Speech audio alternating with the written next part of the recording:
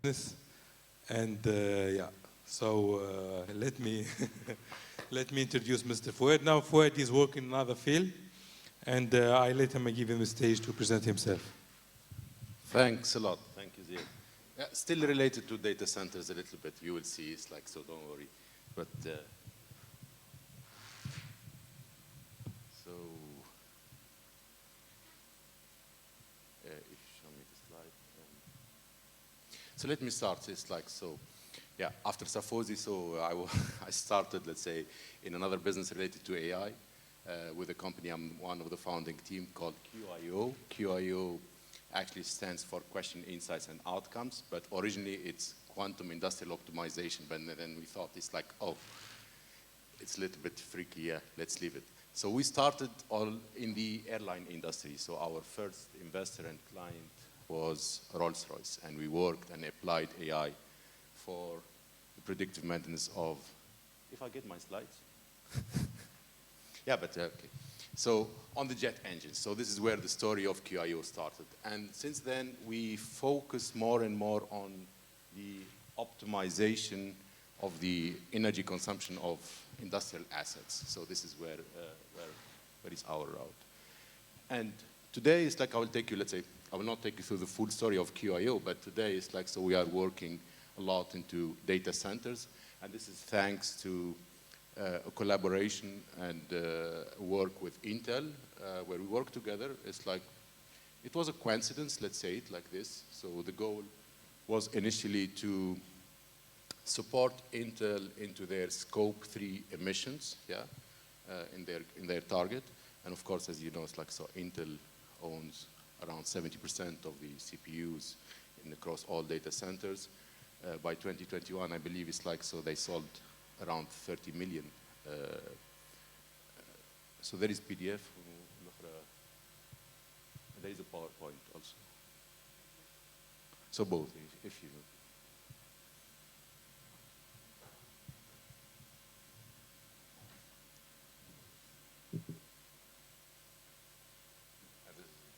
Okay, very good. So yeah, it's back now. It's like 1.5, 2 years ago, as I said, where we started with Intel, and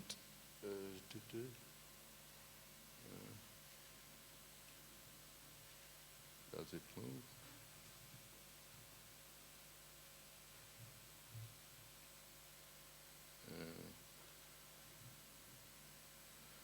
No, okay. Yeah. Yes.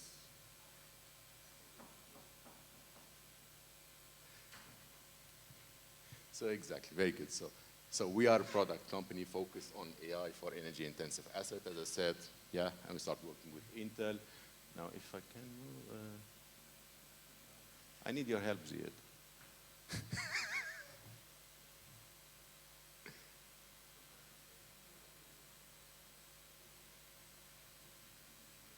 C'est bon? Ah, c'est bon, okay. Okay, yeah, as I said, it's like, so we are working all on this target to reduce, let's say, the energy consumption across different industries. And how we are doing that? It's like, basically, so where we started, as I said, with big industrial assets. We worked a lot on the optimization of these assets, how we operate these assets.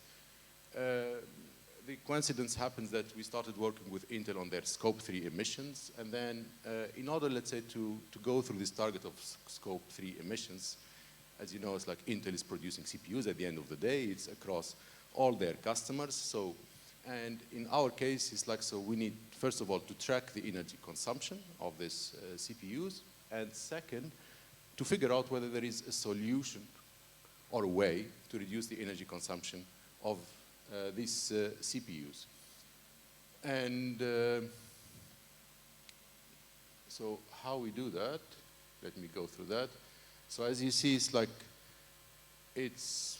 we are seeing there is this ICT Paris Agreement where we are targeting, let's say, as Amir said, it's like everyone is talking about 2030.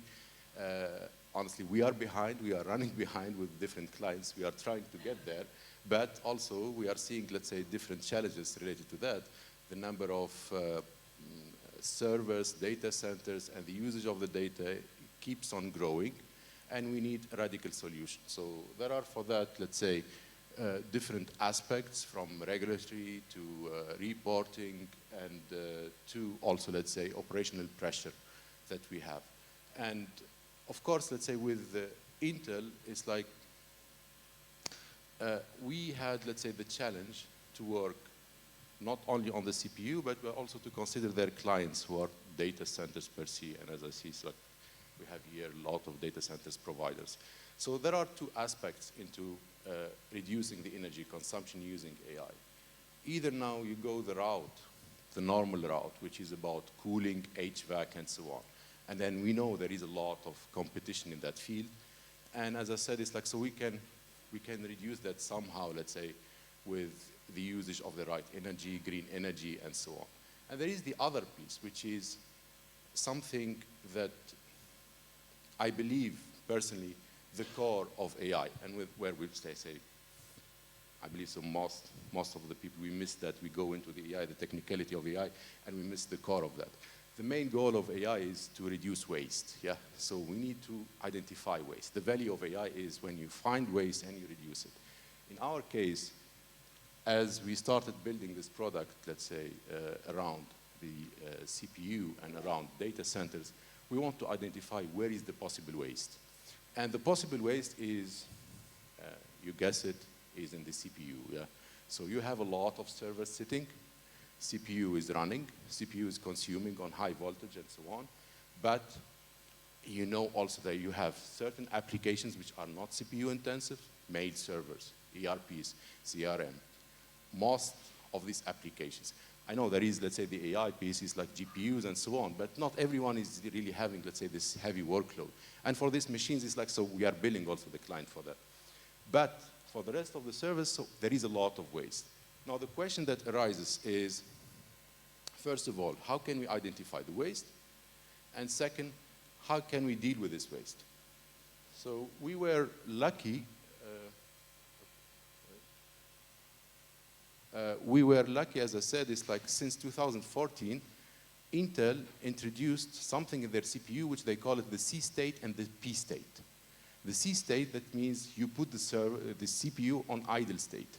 The P states, there are different states levels, and depends on the workload, you can push the frequency higher or lower. That means, per se, bingo, we identified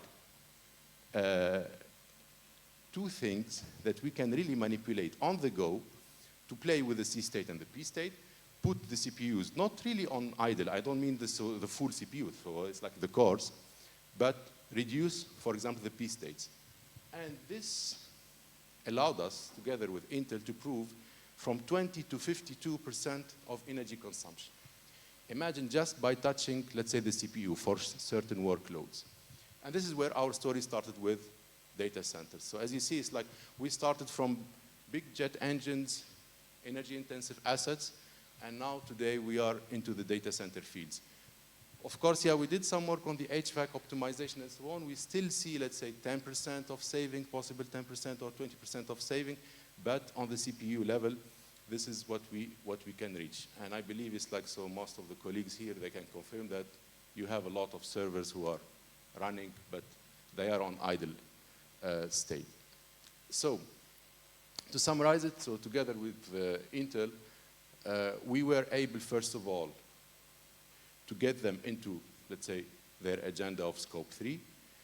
Second, we were able to introduce a solution that works on the cores of the CPU, that uses specific and custom AI techniques that we have, based on some of the optimization, let's say, algorithm that we developed at our organization. And at the end of the day, it identifies the workloads that are running on your servers. It will classify these workloads. It will know, for example, that you will not use your ERP system only from that time to that time. And for that sense, you don't need, let's say, the full CPU power. And based on that, so I would reduce, let's say, the P state. So we believe this will have a big impact on different, let's say, providers, data centers. Right now, it's like, so we are seeing application of that on data centers which belongs to corporates, so like big pharmaceutical companies and so on, because yeah, they know their workload, so it's like clear. And we are working now together with Intel to further, let's say, improve that for mixed workload that we see on the data centers. So I try to keep it quick because I know it's like so everyone is hungry. And please, if you have any questions, it's like, yeah, don't hesitate. Thank you.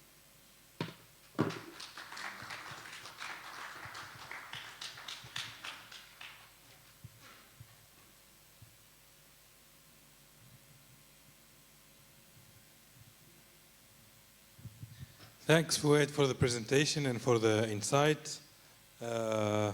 Yeah. So what I want to say, so another topic, so for the future of Africa, so there are a lot of resources to African diaspora, so living in Europe, and I think this is also one of the resources that makes Africa really rich. So and these people so will sometime also contribute for the development of the continent. So for example, the Tunisians, so we have a diaspora of 100,000 people leading or occupying leading positions in several industries, in the IT, in the banking, in the pharma, and yeah. So this is also to add it as one of the resources that could contribute or push the development of either the Tunisian market as an example or the continent. So do you have any questions? So, or you want to go for lunch? Lunch? Huh? So you want to have lunch or? So let me ask for a feedback. So how did you find the first session? So let me have the, yeah, you can speak, you can raise hand, you can say.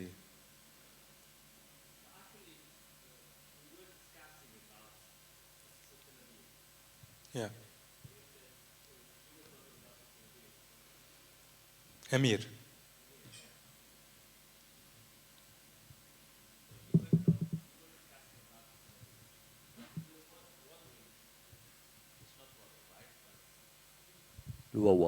Hello, hello.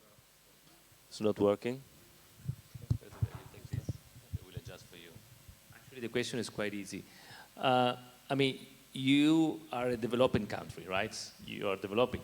So why worry about sustainability? It should not be on your shoulders. It should be on USA, on China, on Europe. So you should grow as much and fast as you can.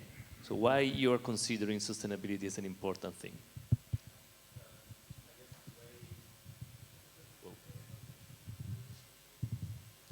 Yeah, I guess for me the way to look at things is the sustainability is yes. If you look at the carbon footprint of a country like Tunisia, it's irrelevant. It's probably worth like a few hours of time in a year. But the way I look at it is it's a growth area, and it's a way to put some emerging and frontier markets on the digital transformation and energy transition map. This is not trying to fix a Tunisian problem or a Egypt problem or a Morocco problem. It's trying to fix a global problem or a European problem of sustainability. As in, if you're a data center operator in Italy, for example, and basically at some point you're gonna look at the carbon footprint, either you want it or not, because maybe the regulation would come in a few years. Maybe the companies that are using your services, as we're seeing in Europe, are gonna request that you use more green energy in wherever you're selling them. Yeah, that's the point. I mean, we see your solution more in Europe, USA, and in China than here in Africa. Absolutely, but if you manage to get the right transmission lines, if you manage to fix the basically the networking issue, so if you have the right cable networking, if you can say that, Marseille as a data center mega hub you can move part of that into Tunisia, which is not far off, because if you look at the few kilometers separating Italy to Tunisia, then there is a very strong business case for part of the data center ecosystem to move from that side of the Mediterranean down south. If you fix, and then if you add the layer of sustainability to it, then it becomes almost a no-brainer. Just to be very, very clear, for specific systems, as in if you look at the spectrum of latency that you need for applications, and this is why I gave the question, if you're talking about a driverless car or payment, an online payment, that's very different from BMW trying to do a crash test modelization, or one of the movies in Hollywood, Avatar, needing all the compute power. That is something emerging markets and developed markets could be exporting to the developer, exactly like we've seen in the globalization, when basically part of the industry in Europe and in the US moved down south to Mexico, to South Africa, to Egypt, to well, mainly China. And this is basically the vision I'm having. So you're basically addressing two issues. First of all, you have a lack of space and a cost of setting up operations in Europe that's significantly cheaper in countries like Tunisia. Since we're in Tunisia, we're going to talk about Tunisia. But add another layer of sustainability where you're going to say, well, I'm going to kick in renewable energy in the mix so that when I download a Netflix movie or when I look at my pictures on Instagram, basically the carbon footprint of that application becomes very close to zero. And I think that's kind of the growth area. So it's not trying to fix a emerging market problem, it's trying to fix a developed market problem. Got it. Thank you. Pleasure. Actually, no, well, yeah. It's okay. Follow-up question. No, the point is that you help developing more in this way Italy. And in a selfish way, I would say thank you for that, because you're taking out the carbon, all the issues that we have with the laws. But by paradox, maybe you slow down investment for Tunisia. So you help the developed country to reduce problems. I disagree. I think it's a win-win for Tunisia, because Tunisia is going to be, emerging market, not only Tunisia, will be able to export. Instead of Tunisia exporting woods or olive oil, textile, they're going to be able to export data or processed data, number one. And also, because of the legal framework in Tunisia, what you end up having, if you do have a renewable energy site next to a data center, which is exactly the project we're doing down south, you can sell, technically by law, 30% of your green energy to the local grid. Okay. So you're helping Tunisia decarbonize. And I agree, Tunisia's carbon footprint is a few hours for China. It's irrelevant. I think I know it's 0.002% of the global emissions. It's nothing. But you serve the country in terms of helping a country reduce a carbon footprint, and you're basically exporting data. So I think for Tunisia, it's actually a very good idea. For Italy, it's a very good idea. Sure. For the consumer, it's a very good idea. Everyone wins. Good luck. Good luck. Thank you. And it's GDPR compliant as well. It is, and we're Article 9 as a company, by the way. Yeah. So just one, like a typical question. Yeah, what about the data protection? These kind of things. Yeah. Any other reaction?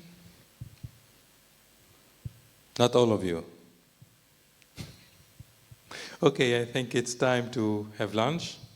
So let's have like a lunch until 2 p.m. and get back to start with Philip talking about the local and African hosting market. Thank you very much.